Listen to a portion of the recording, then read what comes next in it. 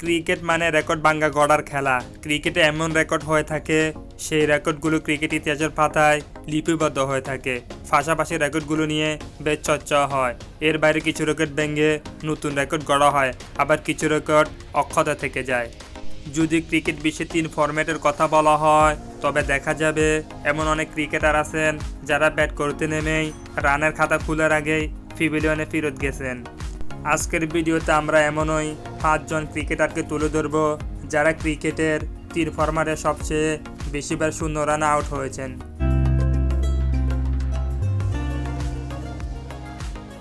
মুত্তিয়া মুরালীধরন শ্রীলঙ্কান সাবেক এই কিংবদন্তি ক্রিকেট ইতিহাসে সর্বোচ্চ উইকেট শিকারী সেটা অজানা নয় কারো কাছে, কিন্তু তিনি যে সবচেয়ে বেশিবার শূন্য রানে আউট হয়েছেন সেটাও হয়ে গেল আছে জানা।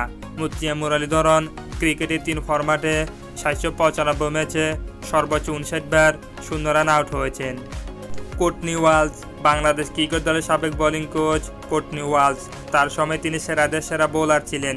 ক্যারিবিয়ান সাবেক এই কিংবদন্তি দেশের হয়ে টেস্ট এবং ওয়ানডে ম্যাচ খেলেছেন।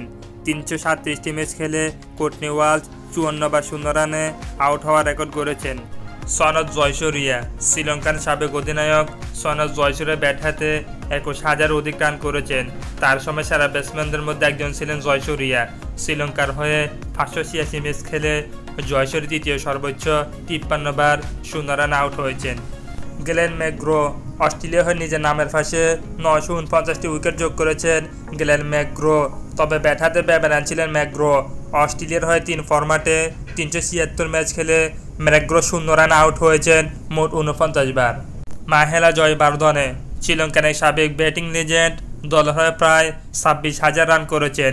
কেননা সবচেয়ে বেশিবার শূন্য রানে আউট হওয়ার তালিকায় মাহেলা আছেন তালিকার 5ম স্থানে। 652টি ম্যাচ খেলে 47 বার শূন্য রানে আউট হয়েছেন মাহেলা জয়বর্ধনে।